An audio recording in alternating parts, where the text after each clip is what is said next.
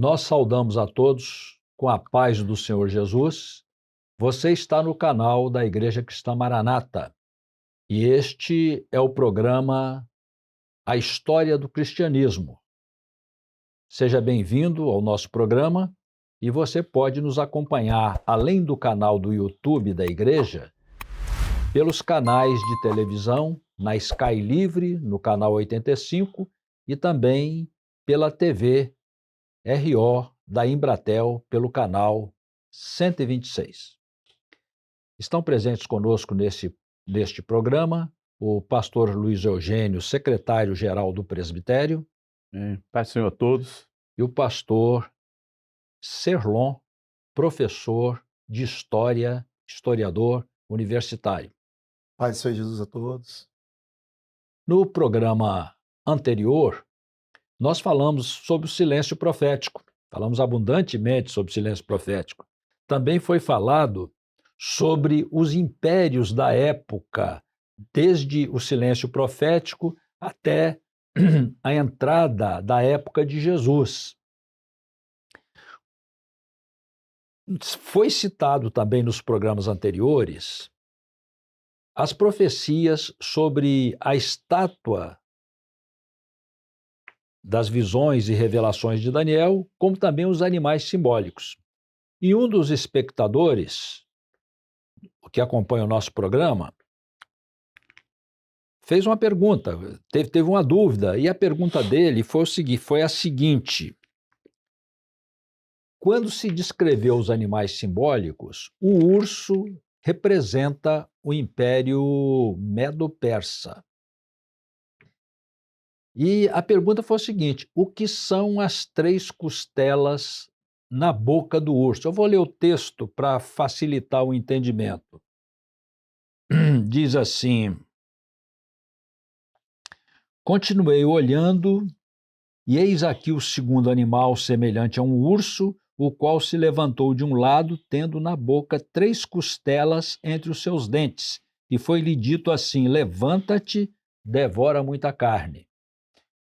O Império Babilônico foi vencido pelo Império Medo-Persa, que é representado pelo urso. As 3 costelas são 3 províncias conquistadas do vasto reino conquistado, que são a Líbia, o Egito e a Babilônia. Então, está respondida a pergunta do participante desse programa que assistiu e que teve essa dúvida. Também no programa anterior, nós fizemos um pedido aqui ao pastor Serlon. Eu fiz um pedido e o pastor Luiz Eugênio fez outro.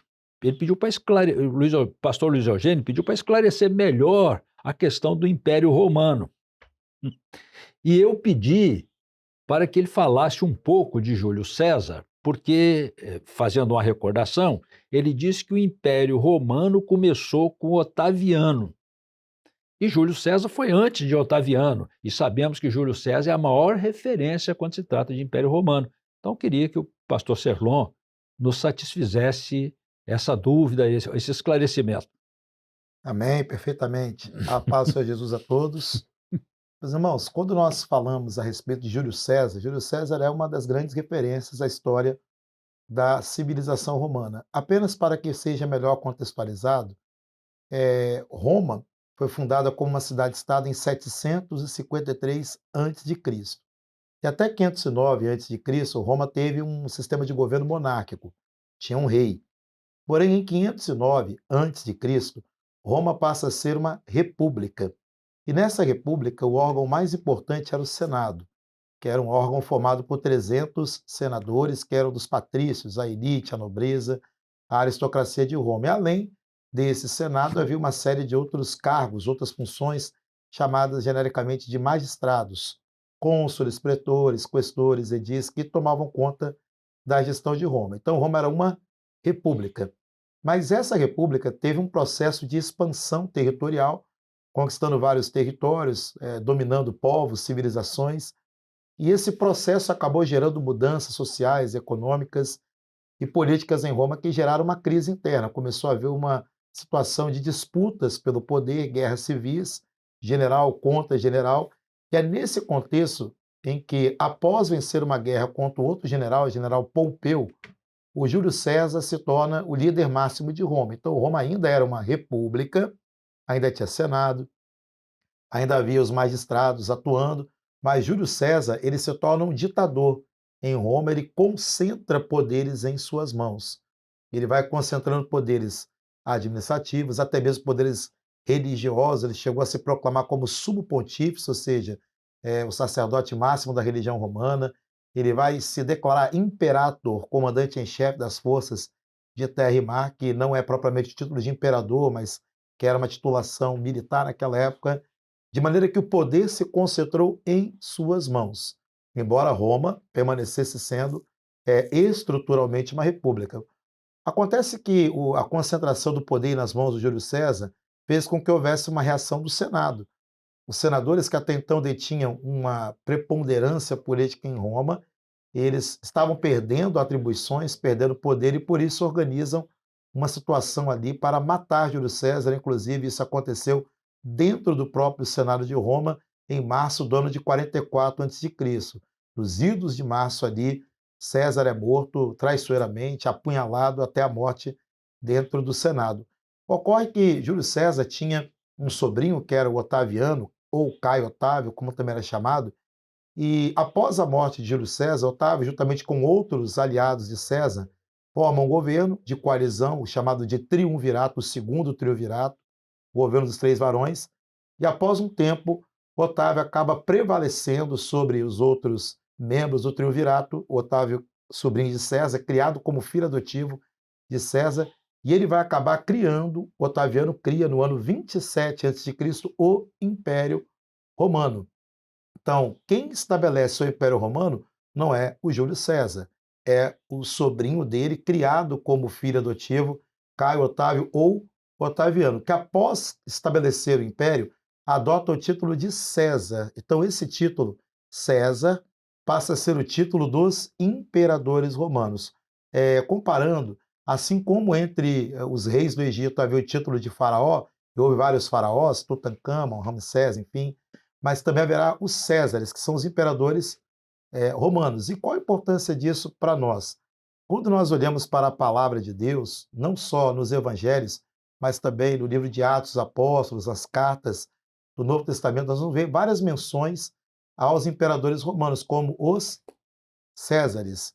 Tem até um momento em que a Bíblia fala que alguns da casa de César se converteram, né? Alguns que trabalhavam ali diretamente, que estavam ligados de maneira mais próxima ao imperador. Então, esse título, César, passa a ser o título dos imperadores romanos. Quando Jesus Cristo nasceu, o imperador era Otávio, que adotou o título de Augusto, né? Título de magnífico, divino, passou a ser adorado como Deus. Era César, Otávio, Augusto. Depois veio Tibério César e, por fim, os demais imperadores, sempre adotando ali o título de Césares, em função de serem descendentes, né, ligados por parentesco a ele, também pela referência que César se tornou de poder centralizado, de governo, de liderança, inspirando o Império Romano. Então, embora ele não tenha criado o Império propriamente dito, a inspiração imperial veio de César.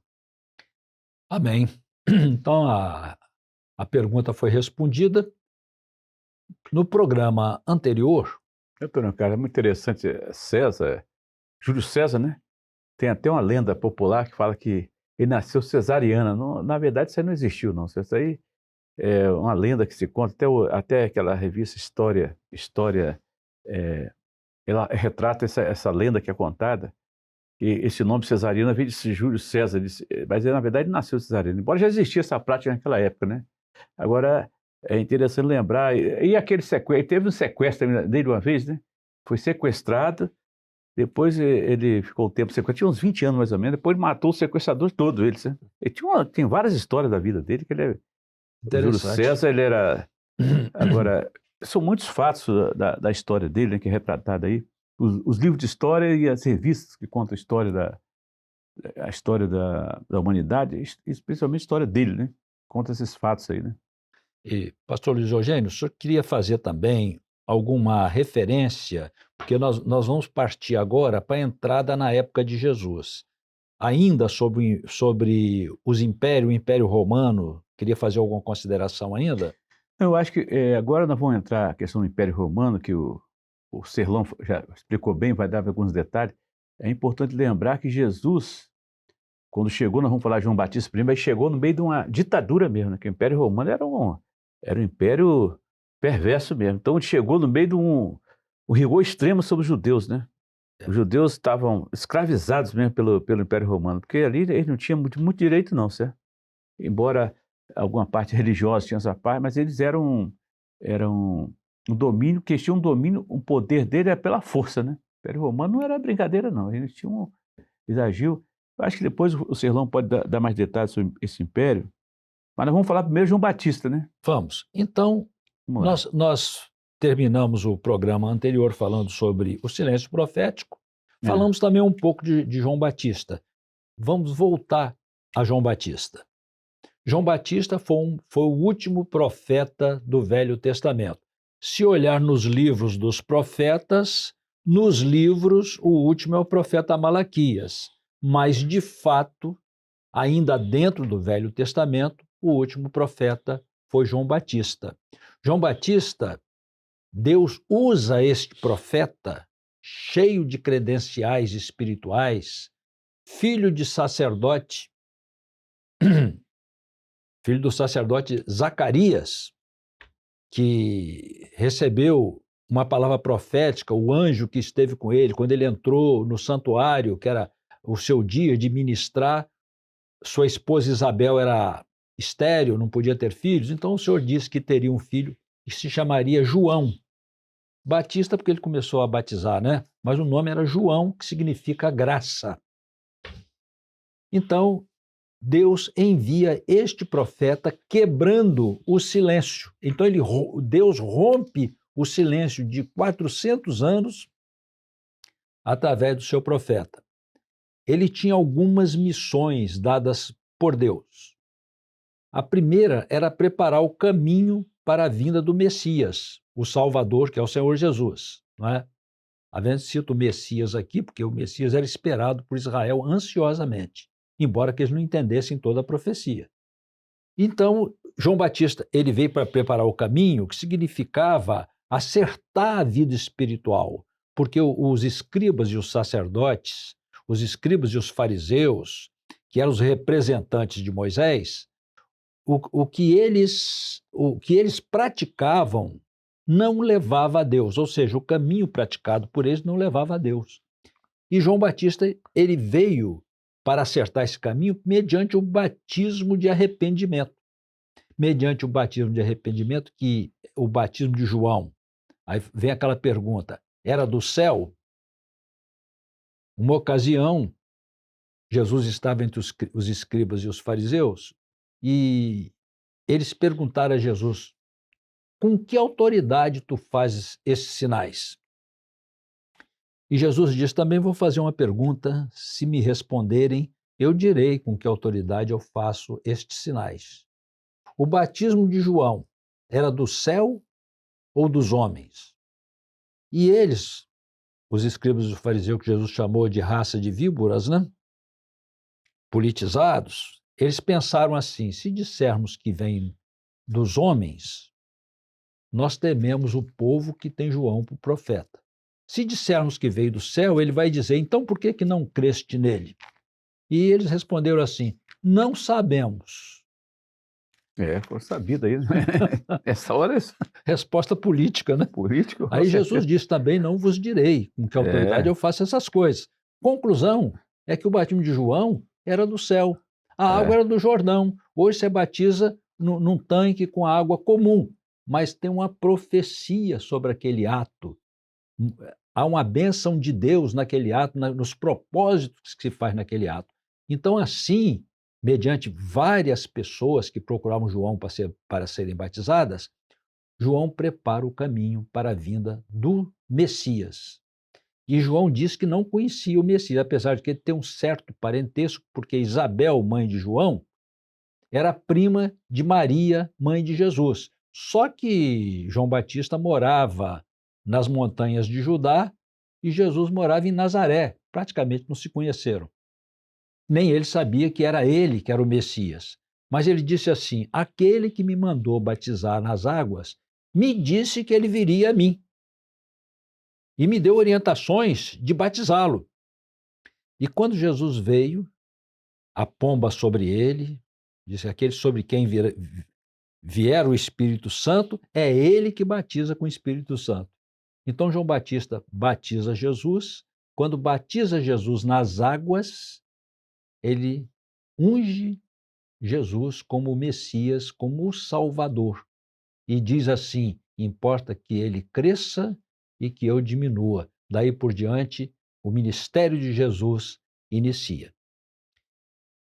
Bom, Agora, eu gostaria de agora, situar, pastor Luiz Eugênio, eu gostaria de situar uma coisa interessante na Bíblia, porque isso aqui é história, e também é situação interessante. Esse versículo de Lucas 3, ele situa exatamente a época de João Batista, né? Vale a pena ler esse Vale a versículo, pena. vale a pena, olha só.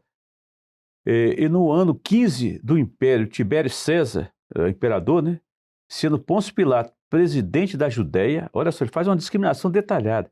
E Herodes, tetrarca da Galileia, e seu irmão Filipe, tetrarca de Itureia e da província de Traconites, Esânias, tetrarca de Abilinia, sendo Anás e Caifás sumo sacerdote, veio no deserto a palavra de Deus a João, filho de Zacarias, que percorreu toda a terra ao redor de Jordão, pregando o batismo de arrependimento para perdão dos pecados. Eu estou achando interessante isso aqui, que localiza exatamente um tempo em que João começou a profetizar.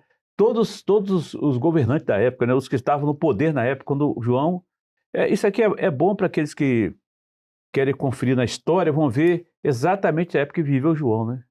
Viveu nessa época. Agora, interessante outro fato, você falou aí, é que João Batista, o batizador, né?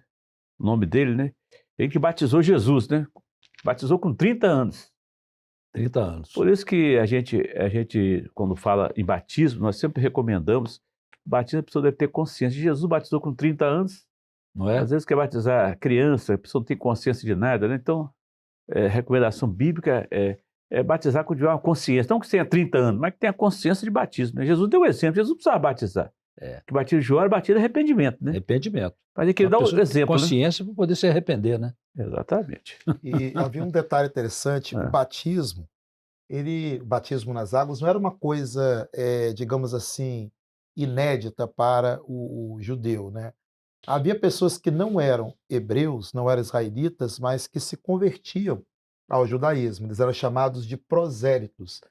Isso é importante porque muitas pessoas que vão ser alcançadas, né, na igreja primitiva eram prosélitos, como o caso de Eunuco, o caso de Cornélio, né, Lídia, a vendedora de púrpura.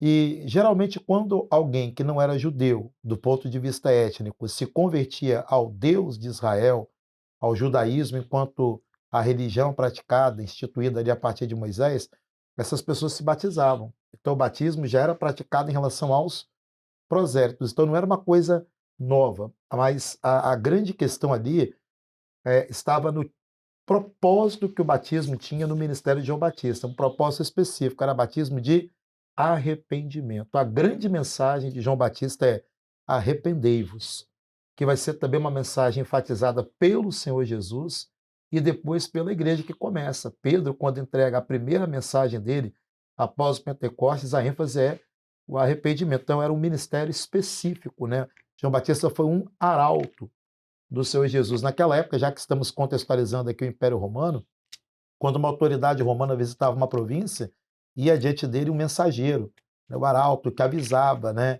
que preparava ali as pessoas para receber a visita daquela autoridade.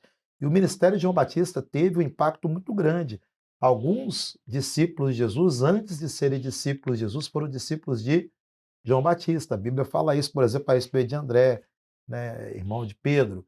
Então, assim, foi um ministério que gerou uma grande expectativa, uma voz clamando no deserto, como hoje a igreja, ao pregar no poder do Espírito, gera também uma grande expectativa da vinda do Messias, agora para arrebatar a sua igreja. Né? Amém. Celon, era bom, Celon, você situar, embora você falou sobre a voz clamando no deserto, que é Isaías 40, versículo 3, assim, Isaías 43, vós o que clama no deserto, preparai o caminho do Senhor, endireitai No ermo.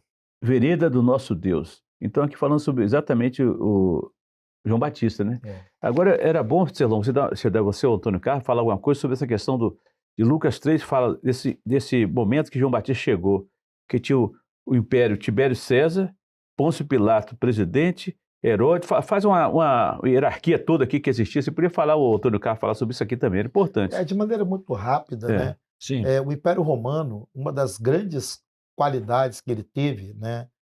Usando aqui uma expressão até que o pastor Antônio Carlos usou em programas anteriores, a capacidade de gestão, né? E o que o Império Romano fazia? Quando ele dominava um povo, quando esse povo já tinha uma cultura estabelecida, já tinha uma estrutura histórica, uma identidade, como era o povo de Israel, eles não faziam uma terra arrasada, não. Eles não acabavam com esse povo, proibia a religião deles, não. Eles mantinham ali representantes daquele próprio povo, submetidos a uma estrutura de poder emanada do Império Romano. Então você tem o imperador, e a Bíblia identifica como sendo Tibério, que é o segundo imperador de Roma, o imperador que sucedeu Otávio Augusto, e tinha toda uma estrutura, né, de governo. No caso ali, Pôncio Pilatos, que vai ser quem condenou Jesus à morte, era o presidente da Judéia, ou seja, ele governava em nome do Império Romano a província da Judéia. Tem até um detalhe interessante, porque durante muito tempo houve certos questionamentos. Será que Pôncio Pilatos de fato existiu?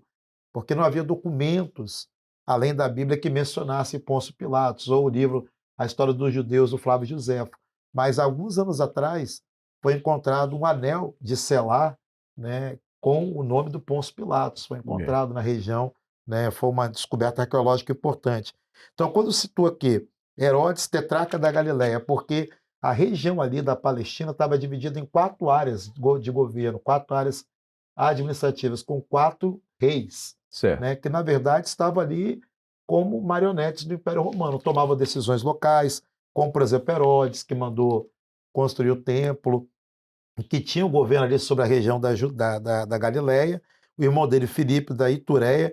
Então, havia 4 áreas em que estava dividido ali. Quando fala tetrarca, é governador de uma dessas 4 áreas administrativas em que aquela região estava dividida.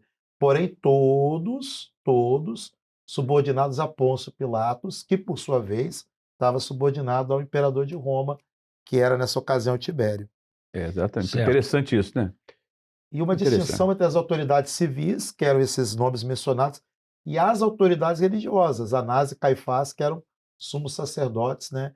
Os romanos não interferiam na religião, contanto que pagassem impostos, contanto que obedecessem às leis de Roma, eles deixavam eles ali atuarem religiosamente. Antônio Carlos, é interessante, você comentou antes aí, sobre esse rompimento do silêncio com João Batista. Você fazer um comentário, vale a pena isso aí, né? Nós estamos falando bastante de João Batista porque o próprio Senhor Jesus disse, o pastor Luiz Eugênio mencionou no episódio passado, que dos que de mulher têm nascido, Jesus disse, não houve ninguém maior do que João, e foi um grande profeta, porque o João, quais foram os seus atos proféticos que ele cumpriu? Primeira coisa, ele rompeu o silêncio profético de 400 anos.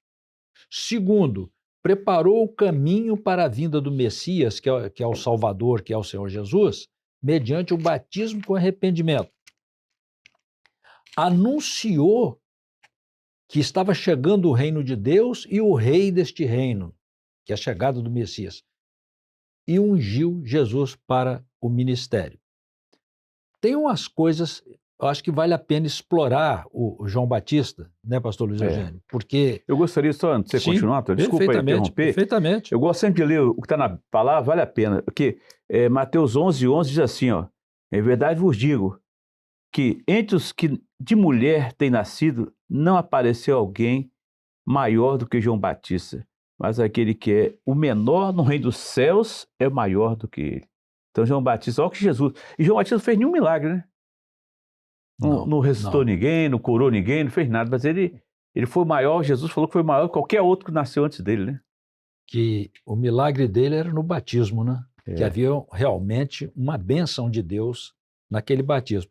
Interessante que ele apareceu no deserto com uma roupa de pele de camelo e É. com cinto de couro, não é? Exato. E ele veio no ministério de Elias, né?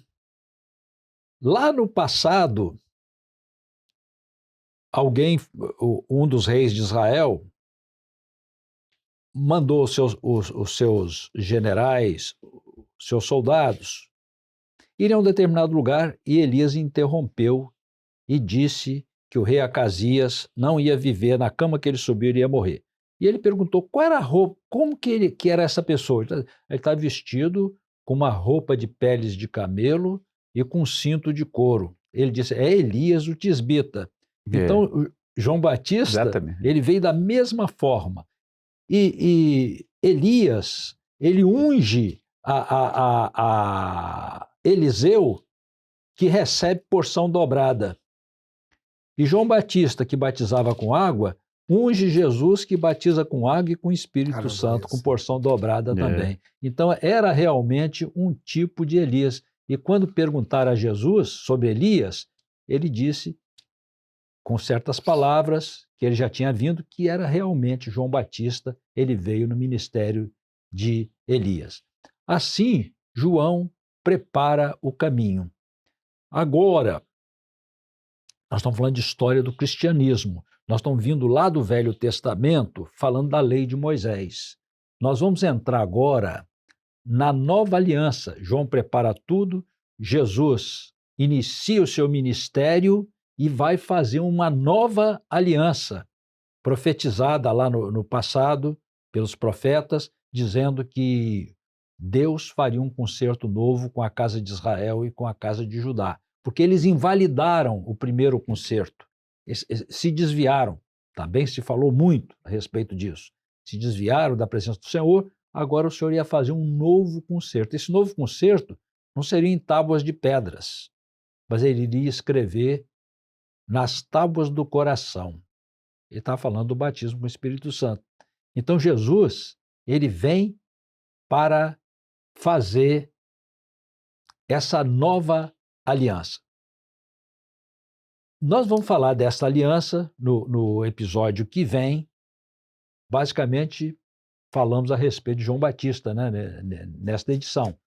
Mas é importante nós entendermos como que aconteceu, como que funcionou essa nova aliança. Essa nova aliança era só para os gentios? Essa nova aliança era para Israel? Para quem era essa nova aliança? Em primeiro lugar, a nova aliança foi com Israel, não é? Porém, Israel endureceu o coração e as portas se abriram para os gentios. Isso vai ser matéria para o próximo episódio. Então, nós agradecemos aqui a presença do pastor Luiz Eugênio, agradecemos a presença do pastor Serlon e agradecemos a presença de todos que acompanham conosco. Nos preparemos para a próxima edição deste programa. A paz do Senhor a todos. Pai do Senhor. Pai, Senhor.